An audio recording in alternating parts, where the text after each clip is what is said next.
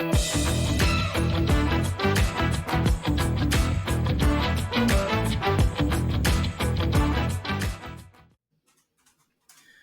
everybody, to episode number 13 of the Merc at Work podcast. It's my pleasure today to welcome Sam Goodwin to the podcast. Welcome, Sam. Thanks, Kyle. Great to be here. Thanks for the opportunity and the invitation. Yeah, Kobe, you and I have talked about this one, and we're excited. Sam's got a really cool story. There's a lot of people that probably already know Sam from, the news stations and some of the things that's been out there about him and what's gone on in his life with his travels. We'll let him dive into that, but definitely excited. Yeah, Kyle, I would definitely say, I'm excited to hear what Sam has to say, but how do you and Sam know each other again? Um, Sam, you can dive into some of this, however, but I know a mutual friend of ours was playing hockey, and I don't know the leagues and everything like that as well as you guys do, but somewhat like a junior professional type combination. And we met through that.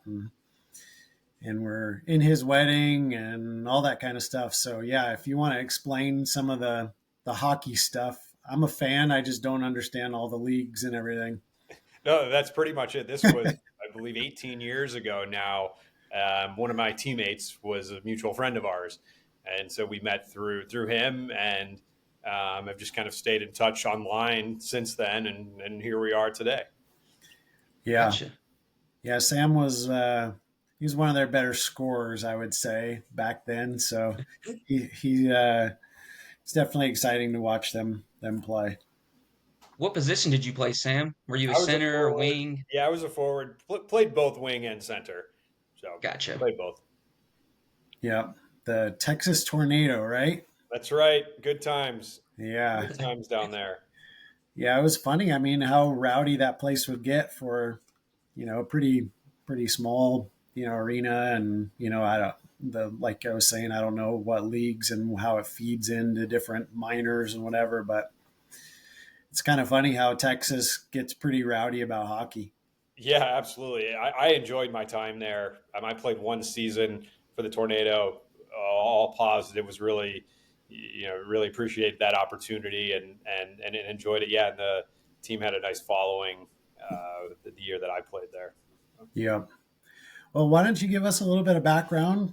Again, a lot of people probably know who you are, but give us a little bit of background growing up. What led you to into your travels and kind of where you're going today? Sure. So I'm originally from and grew up in St. Louis, Missouri.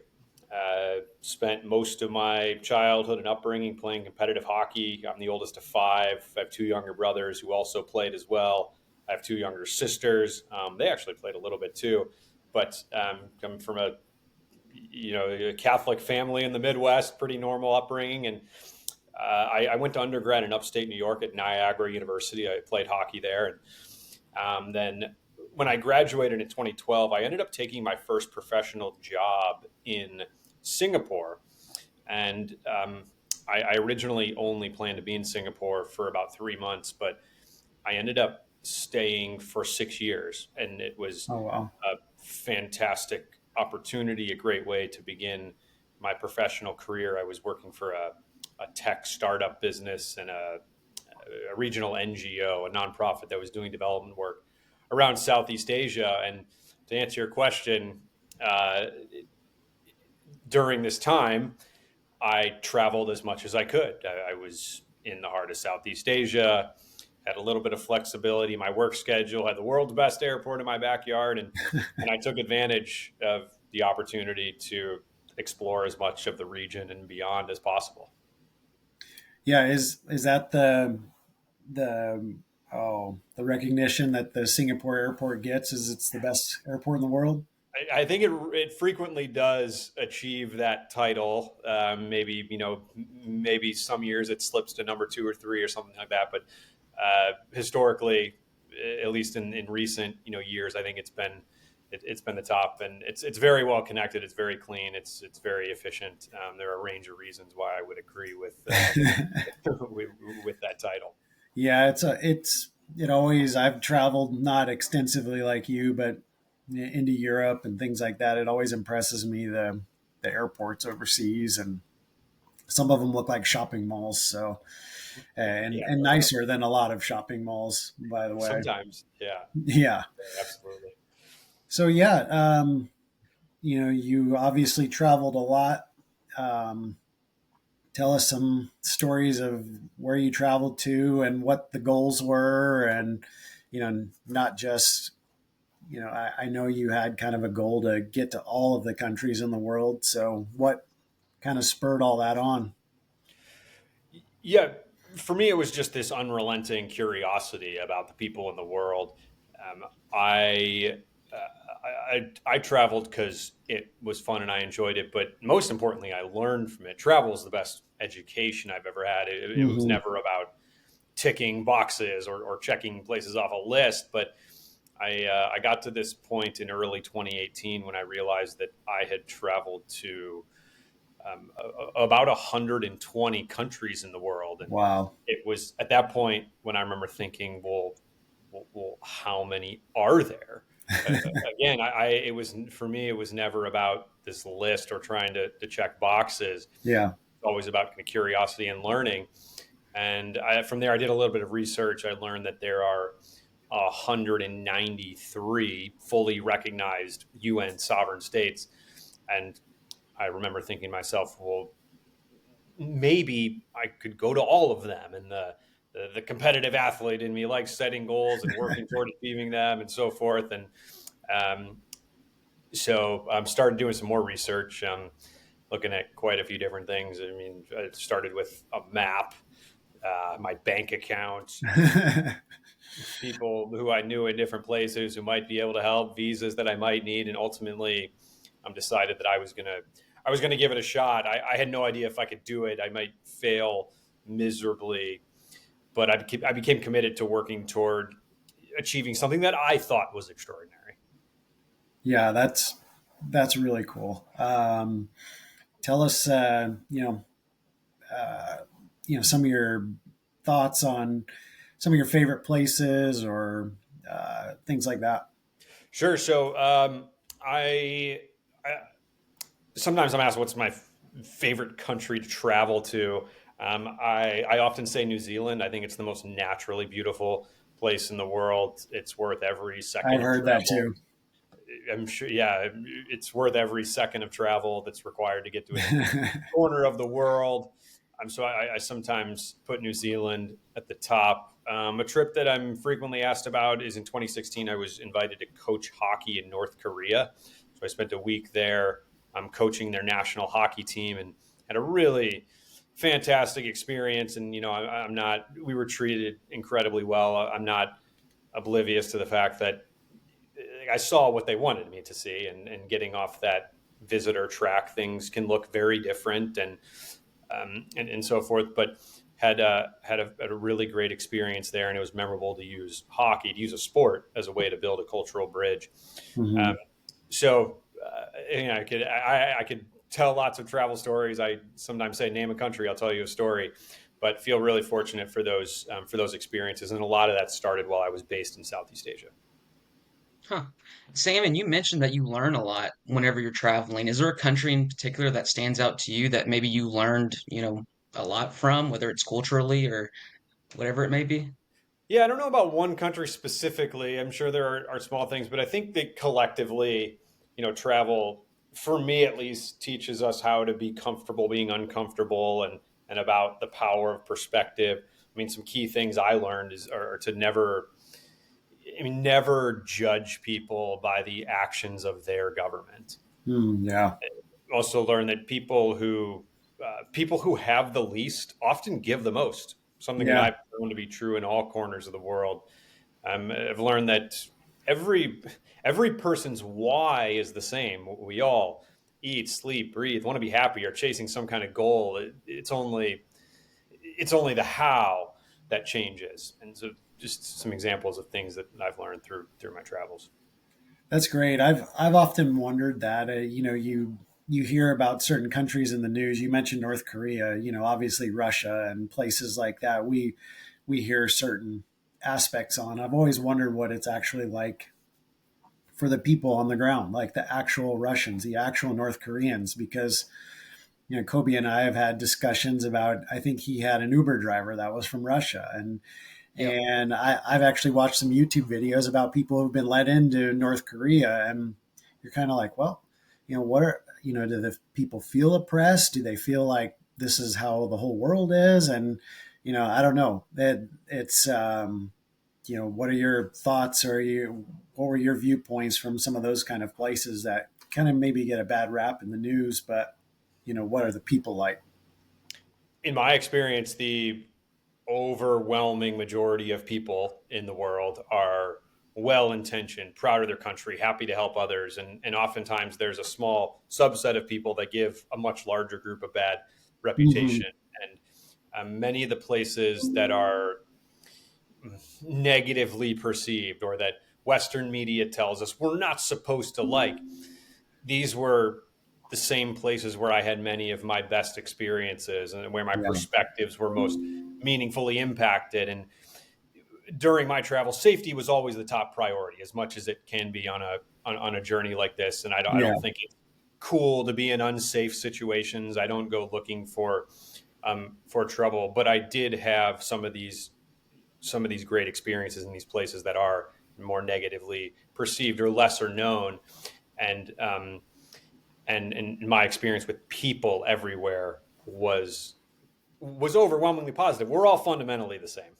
Yeah, no, that's true. I've watched. There's several YouTubers I'm sure you're familiar with that'll go into these countries that have bad reputations, and you end up seeing like some of the most beautiful scenery you've ever witnessed. That you're just like, I can't believe that that's in whatever, name the country there, and then Sure. you see them getting invited over for dinner by locals, and you're just like, wow, it looks so awesome. Other than the fact that on that one corner they're fighting each other, and the whole country Right. gets this really bad reputation. Exactly. And I'm not trying to downplay the significance or the severity of authoritarian regimes and Yeah, human rights violations and all these things that have happened. Um, but underneath all of that, oftentimes there are a lot of other things happening too. There are yeah, people just like us. And I feel fortunate to have had a positive experience with all of those people.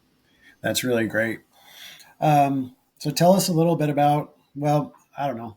There's one that sticks in my mind. My wife's from Italy, and Mhm. so I'd like to get your perspective on Italy, traveling there. Yeah, sure. I sometimes get the question, "Where's the best food in the world?" And Yeah. it's hard to not say Italy. As My wife would love hearing that.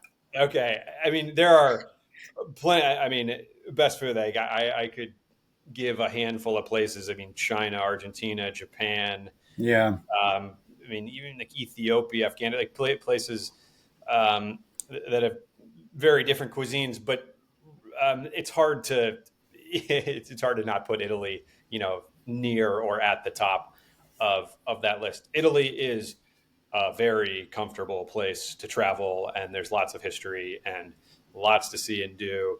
And so I think that's a fantastic place to travel to. Absolutely. Yeah. I think we're planning one or two more trips there this year, and Cool. that would be somewhere in like the 11, 12, 13 times I've been over there. So Oh, wow. Okay.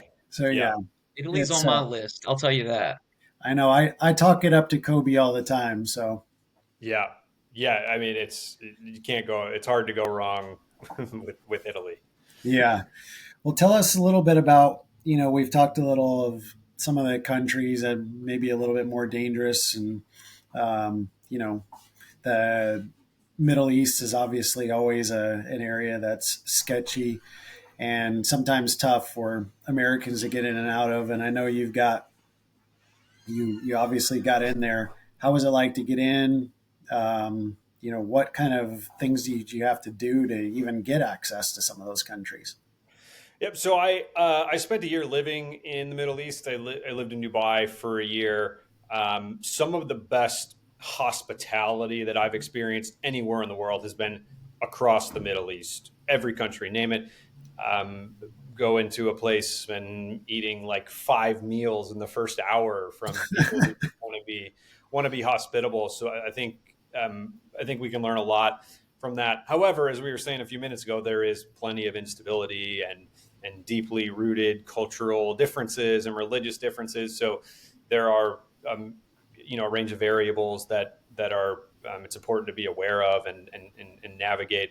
But again, it just kind of goes back to what I was saying. Just people are really hospitable, really incredible, and it's one of my favorite regions in the world to visit. However, sometimes there are different requirements to go to places as Americans, especially with different uh, just instability and different things that are happening. Um, but for the most part, my experiences there have been positive. Obviously, I can talk about Syria if you want to talk about that. But I lived in the Middle East for a year and really incredible people there. Yeah, maybe we can segue into Syria, but some of the places that are, war torn and obviously don't have positive view on, Western culture and America in general. How was it to get in there as an American, with a passport? Did you have to get certain visitor visas, or what was that process look like? Is it because you were a resident of Dubai that you had easier access, or how'd that work? Yeah, so different countries have different processes, but there are a few places where visas are required, and the entry processes and the authorization can be a multi-stepped process. But in my experience, I always felt um, very welcomed as an American, as a Christian, and I found that people were curious. They wanted to learn. Mm, Sometimes in a remote place, I was the only American they had ever engaged with, so I yeah, almost felt this like responsibility to well represent, the United States, or that's well awesome. represent my country. So I felt as though I was welcomed, but there are steps: getting to embassies, getting visas, getting that paperwork, all the documentation. Sometimes can be an arduous process, and can look very different from one country to the next. Um, Did you ever get like no's that you had to work through, where it's just like absolutely you're not coming, and then you're like, well, that's no number one. I'm going to wait until I get no number 27 until I finally stop.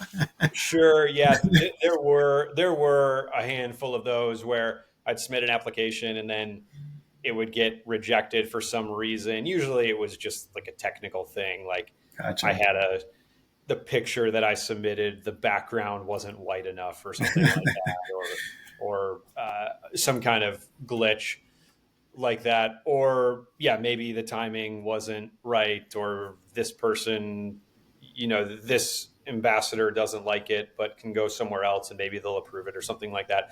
So it was through my travels, the visas and the entry logistics were a big part of the journey. I have an Excel spreadsheet of every country and all of the documents and the requirements that were required for each country, at least the way that I did it. There are, of course, other ways, but it became a job trying to keep everything in order, and it required a lot of organization to keep all that straight. I can imagine. Well, since you mentioned it, tell us about Syria and kind of the story that happened there. Yeah. So from from 2010 to 2020, in those 10 years, as I mentioned, much of which I spent living and working overseas, I traveled to every country in the world, and like any worthwhile venture or endeavor in life, it wasn't without its challenges. And perhaps most notably, in the spring of 2019, I had traveled to 180 of 193 countries in the world. And this was when I went to Syria, a country that's experiencing arguably the most tragic humanitarian disaster of our lifetime. By conservative estimates, 500,000 people have died in the Oh, conflict. The UN stopped counting at 250,000. But unbelievable. I would just I would just reiterate something I said a minute ago. Like, truly, one of the most compelling and important things I learned through my travels was that places that are, again, negatively perceived, or that we hear in our media, you're not supposed to like this place. Um, I had some of my best experiences there. So despite everything that was happening, I was confident that the same would be the case. And on May 25th, 2019, I went to Syria, and just 2 hours after arriving, I was walking through a roundabout on the way to meet up with my guide when all of a sudden a black pickup truck abruptly pulled up next to me. Two armed men jumped out of the back seat and instructed me to get inside. And thankfully, they weren't violent, but I didn't have a choice. I was scared, confused. I had no information or anyone to help. I was desperately trying to understand what was happening. And these men were loyal to the Syrian president at the time, Bashar al-Assad. And they told me that they were skeptical about my travel history and my travel motives. And they accused me of espionage, of being an American spy and collaborating with terrorists. And nothing like this had ever happened to me before. And I went on to be held. They held me in some pretty uncomfortable situations for the next 9 weeks, for 63 days. And I can talk more about those details if you're interested. But Yeah. Thank God, thanks to a long list of people who worked tirelessly, the situation ended peacefully. I was released on July 26th, 2019, and was able to come home after they finally figured out what was going on and dropped their false charges against me. But again, in a nutshell, that's what happened, and just couldn't be more grateful that it ended peacefully, and puts a lot into perspective. So were they government officials or part of like a militia, or what, what kind of folks were those, the two that picked you up? They were from the Syrian government. Gotcha. Yeah.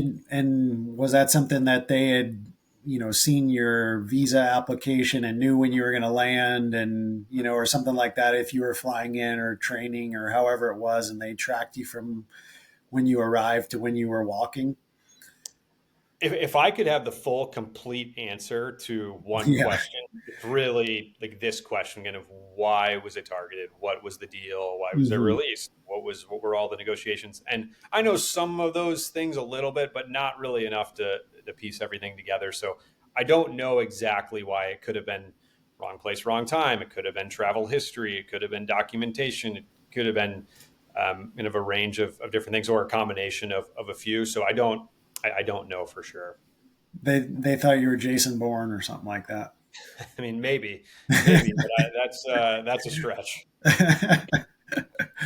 Oh, yeah. Tell us a little bit more, whatever you can share. Obviously, nothing that, is compromise anything, but tell us a little bit about what that was like to, be detained like that, and the situation and thoughts that were running through your head, and would you ever see your family again type thing. Like, I'm sure being in there for 9 weeks, all kinds of things probably crossed your head, whether you'd be on the news one day or for good or bad reasons. So Yeah, absolutely. So my captivity was essentially split. So the first month I was held for 27 days in solitary confinement in an underground prison in Damascus, and it had no windows. It was all concrete. I had nothing but a small blanket to lay on the concrete floor as a bed. And during this time, I found strength in a range of ways. I leaned on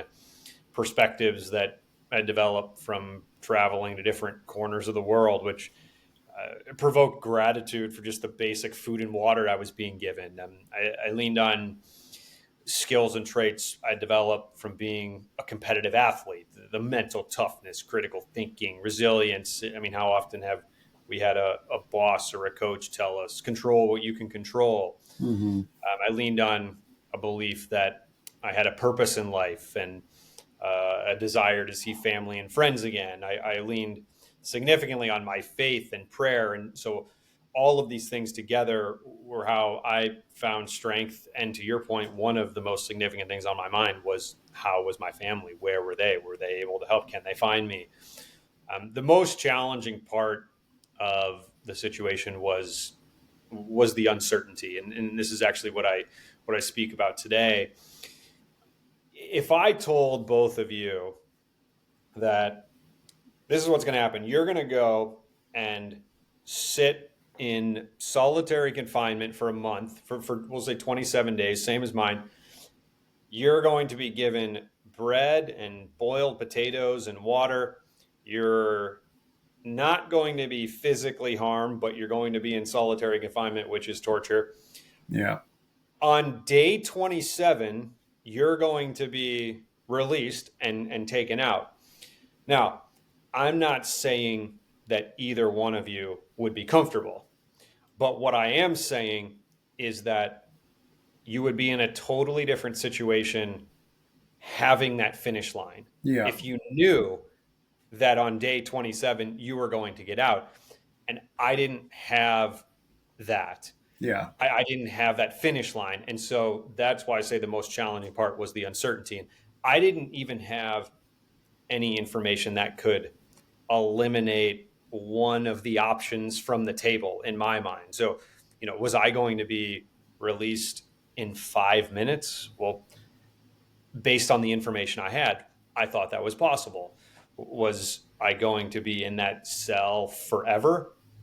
I thought that was possible. Was I going to be released in a week? Were they going to just open the door and shoot me or stop feeding me or torture me? Based on the information I had, I believed all of these options were possible, and trying to entertain them 24/7 was emotionally and psychologically exhausting. Yeah. Were there certain things that you would, what you do in your cell to keep yourself occupied? Push ups, sit ups, squats. Could you read anything? Did you have access to anything like that? I would do a range of things to pass time. I would pretend the cell was full of people and tell stories. I would sing songs. I would remember hockey games I played in from start to finish, everything I could remember. I would exercise, as you mentioned, push ups, sit ups, core exercises. I would take time to pray. I would take time to eat.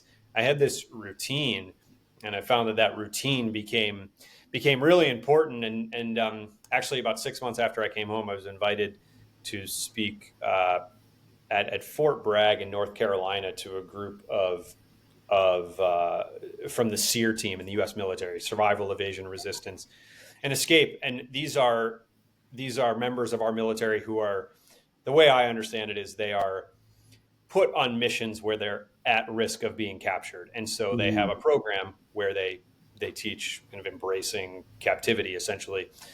And again, what they told me, and I don't have all the information, but what they wanted to know was what kind of the answer to your question, Kyle. Like, what did you do to pass time Yeah. and deal with this? And it turns out that several of the things that I did that I just mentioned were actually things that they teach in their program. Oh, wow. All kind of around this establishing a routine, and it makes sense because, like, how much more productive are we in our personal professional lives when we have a routine versus when we don't? And so that routine became critical to my survival. Yeah, that's really interesting. I could, you could only imagine, they tell people that, even children, that, routines are what they thrive on. And you can't imagine was it really dark in there? What, did you have light? Was that something you could kind of follow the day? Things like that? There was one light bulb that was on all the time. Oh So my. that So was, it wasn't like you knew, hey, it's 6 a.m. and the sun's coming up or anything like that. no, I didn't know that. Wow. Yeah, that makes it difficult. Yeah, Right, absolutely. throws off all your circadian rhythms and everything like that. Totally. Yeah, absolutely. Absolutely. I tried to keep track of time with like when the food was being brought and identifying some different things, Yeah. but that was, yeah, that was challenging. One thing you mentioned there too that made me think, and I'd heard different Navy SEALs say that SEALs training to them wasn't that difficult. I mean, obviously physically and mentally difficult, but they had, like you mentioned, that goal, that timeline. They knew they weren't going to die in training. They wouldn't get pushed to the point that they would die. And they had 3 or 4 days to do this. And they said, so I will do anything for 3 or 4 days to make it. And he's like, he said, the people who walk in there and think, well, I'll see how this goes. And I've heard a lot of people break and I'm not sure, I feel like I'm in good physical condition. They're like, they are the ones that break. But the ones that have that, they've eliminated, like what you said, the uncertainty. They know, hey, there's a finish line here. I can get there. It'll be done. They're the ones that make it through. So not That having makes total that, sense. It's all mental. yeah, So much is mental. not having that is, just kudos to you for, Well, keeping it together. uh, it was a roller coaster for sure, for sure. But, Yeah, Sammy, if you could go back and maybe give yourself some advice during your time of uncertainty, what kind of advice would you give yourself? Would it be, to build a schedule and plan things out and have a routine, or would it be something else? yeah, it would be. It gets better, so, something like that. But yeah, it would be around that routine and stay, leaning on. I talk a lot today about leaning into gratitude, controlling the things we can control, and recognizing the uncertainty in our challenges as opportunities. So, reminding myself, hey, survive. There's going to be good that's going to come from this. You'll end in a better place. Those types of things, which at the time I probably wouldn't have cared to hear any of those things. All I wanted to do was get out, but they're powerful and stick with me today and try to share them with others. That's great. Did you have any opportunity to, speak with any of the guards or any of the people that were there? Like, did they have any impact on you? I mean, I can't imagine that everybody was, pointing a gun into your cell or, I mean, I don't know, what was that like? If there was good people that you ran across during that whole captivity? Yep. So, in one of the issues I had overall was just the language barrier. So Yeah. most of them were either unable or unwilling to speak English, and I Hmm. only speak a few words of Arabic, like basically none. So that was a challenge. In the second month, though, after I was moved out of solitary, I spent the second month in more of a kind of a general population type facility. Hmm. I was put in a cell with about 40 other men, all Oh my. Syrians, and they, um, some of them spoke English, and I became friends with them. And Hmm. what I learned very quickly that virtually none of them were true criminals. They were just victims of a corrupt system and had Oh been wow. caught up in the instability of the conflict, and so they became friends. We cooked and shared food together. They taught me Arabic. I taught them English, and so I was able to engage with them. And the second month was unquestionably an upgrade from solitary confinement, but it still had its own challenges with like different personalities and lack of privacy and so forth. But I was able to build some relationships on that front, and these men were just another display of what I was saying earlier in our discussion about the hospitality across the Middle East. I mean, just truly incredible people, and it's heartbreaking what they've been through as a result of an authoritarian regime and conflict and war and all of that. But I did have the opportunity to meet and build relationships with them. Yeah. What of it can you share from the stateside perspective? Your family, the government's involvement, anything like that. I obviously don't want anything to come out that shouldn't, but anything you can Uh, share what the government helped with, and yeah, but it's all good. And I'll mention I wrote, I published a book about this in the fall last year, and yeah, so what I'm communicating here on this episode is very much a consolidated version of the Yeah. story and the messages around it. So if any of the listeners are interested in continuing that journey or learning more, I wrote a book. It's called Saving Sam. But the That's awesome. book is really two stories. It's going to be on the inside, but it's also, to your question here, about my family on the outside. And in a nutshell, they are an average family from Middle America. They're smart people, but they had no idea what to do when their son went missing in the Middle East. And thankfully, they began to act, and they worked with the U.S. government, who was helpful and supportive and did everything they could. Like fantastic people who are now friends of mine today in the government. Um, but there were a couple challenges, though, mostly around the lack of diplomatic ties between the U.S. between Washington and Damascus. So Yeah. that made things tricky.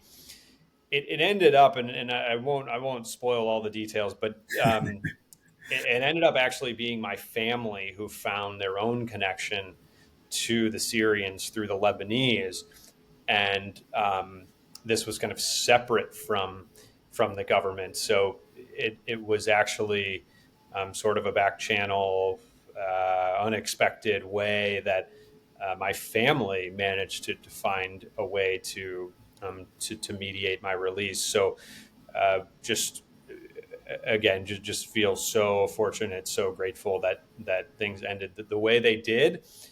But that was, again, in a nutshell, kind of how that came together. Probably gives you a new, even greater appreciation and perspective on your family and all of that. I'm sure it would do that. Yeah, absolutely. It was actually my sister, one of my sisters, Stephanie. She is kind of the primary person who started this communication that they got me released. And sometimes I'm asked, like, do you get Stephanie a special Christmas gift every year or something like that? But yeah, it just puts a lot into perspective, and the way that we're all connected today too, with technology, just the way the world works today. It just runs on relationships, and that was my experience with this. Yeah, that's, man, inspiring story. So thanks for sharing I that. think it's amazing that your family found you. Like that's awesome. Yeah, you can check out the book, and it's all in there. But yeah, that's how it happened. Speaking of the book, Amazon, everywhere you can buy books type thing. Yeah, thanks. It's called Saving Sam. Yes, Amazon, Barnes and Noble, everywhere books are sold. You can check that out. I'd yeah, appreciate the shout out. Yeah, for sure. Love to share it, and been something that when I saw you had it, I was like, hey, I need to add that to my reading list. So Cool. for Thank you. Yeah, sure. and they give me a copy. Yep. um, yeah, let's segue from how that has, all of your travels, the time in captivity in Syria, all of that. Where has that brought you to today? I know you're speaking and doing things that way, but give us an idea of that journey and what it's brought you to now. So I came home, and a few months later, COVID hit. So Yeah. it was like isolation 2.0, so to speak. But I actually, when I first came home, I wasn't sure what to do. I had lived overseas for 7 years. I had traveled to every country in the world. I had this captivity experience. I had quite a bit to chew on. Thankfully, was surrounded by really great people, family and friends, and just kind of relaxed through COVID. But I, um, I wanted to continue learning. So what I did actually was went back to school. I felt like Hmm. that was just a responsible and good thing to do. So I did a master's in international affairs, and I wanted to keep learning, and that kind of helped me start getting back on track. After that, I continued going to school. I came to DC, where I'm at now. I did a doctorate at Johns Hopkins, also in international affairs. Again, just trying to learn and better understand things. Um, during that time, I was being invited to speak about this experience and what happened, but more importantly, what I thought people could learn from it. And this is what led to what I'm doing professionally today, which is speaking full time. I never could have expected where life was going to go, but I am running my own speaking business, mostly conferences, conventions, corporate events. My primary theme, as I've hinted at in this conversation, is uncertainty. Essentially, I was pushed to a point of overwhelming uncertainty, truly life or death. But through that, I learned some things that have helped me, and some things that I think can help all of us when we're facing uncertainty in our own personal, professional, or spiritual lives. I don't want to be known for the things that happen to me. I want to be known for the way I've responded to them, and I That's hope great. that my presentations in my book can empower others to adopt a similar mindset and implement it into their own lives. Yeah, I love the giving back thinking that way. A lot of people could just experience it, but giving back is the real key. Shows your character in that and through that whole process. Thanks. I'm trying to, again, just been surrounded by a lot of good people, was able to take some time and reflect and kind of figure out what some of this means. And I'm still uncovering a lot of that. But I feel, I don't feel so much like survivor's guilt. As I feel what I would characterize as survivor's responsibility. Yeah. A lot of cases like this don't end the way that mine did, and Hmm. so I feel a responsibility to try and share things that could be helpful to others in whatever way that looks like. Thinking of your speaking career now, did the chats and talks inside the cell help shape that a little bit? It's funny that does come up sometimes because I was I do remember thinking and like emotionally, spiritually as well, thinking like if if I get out of here, I I'll do good with this. I promise. I'm going to do good with this. I don't know what that looks like. I have no idea what that looks like. I had no idea what it looked like at the time, but I'm going to do something good with this. And in a way, you're absolutely right. Those thoughts and things that I was remembering are kind of the early, the very initial foundation of kind of my keynotes today, and so that is kind of where it started and kind of the foundation.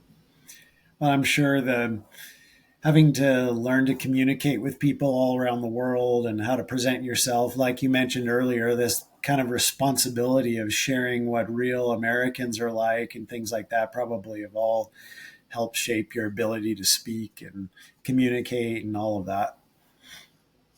Yeah, sure, for sure. It all kind of just comes together. And it's always evolving too, because Yeah. looking through things through different lenses, the world is evolving. There's all different things happening. I mean, in December, Bashar al-Assad was overthrown, and so that the political landscape's changing.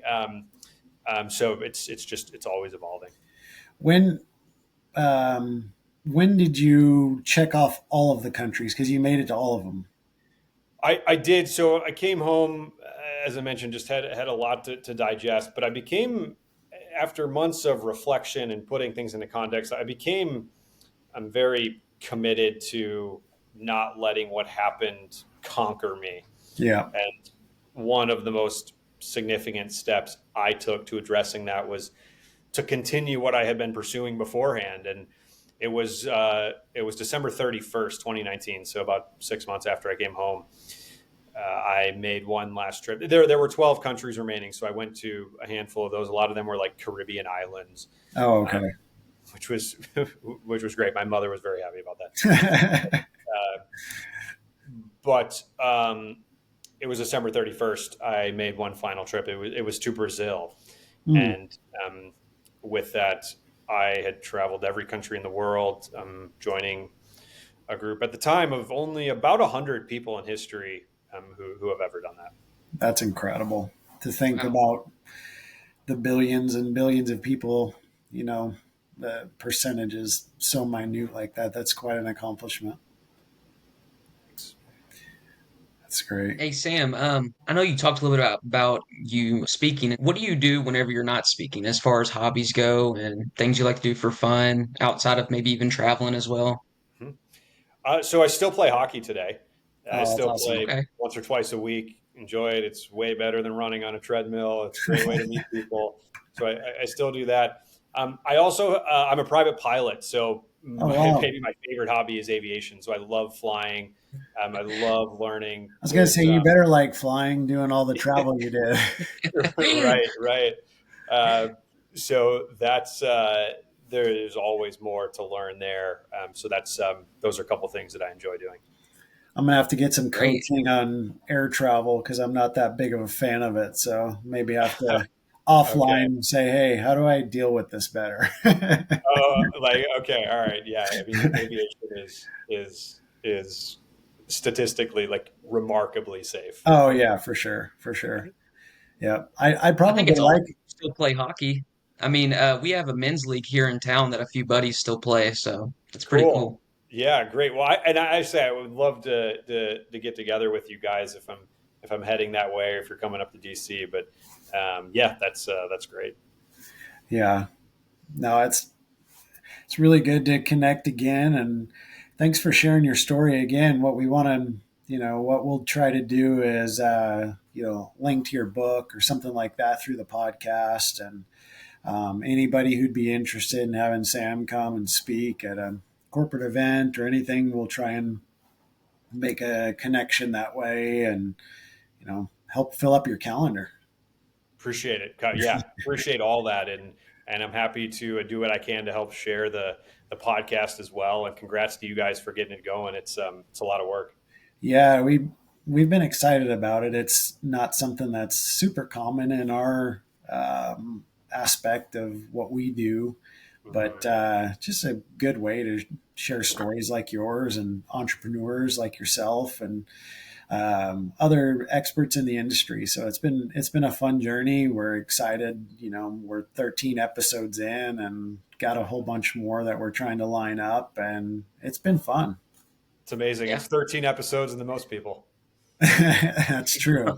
Mhm. yeah. So, well, we appreciate it, Sam. It's been great.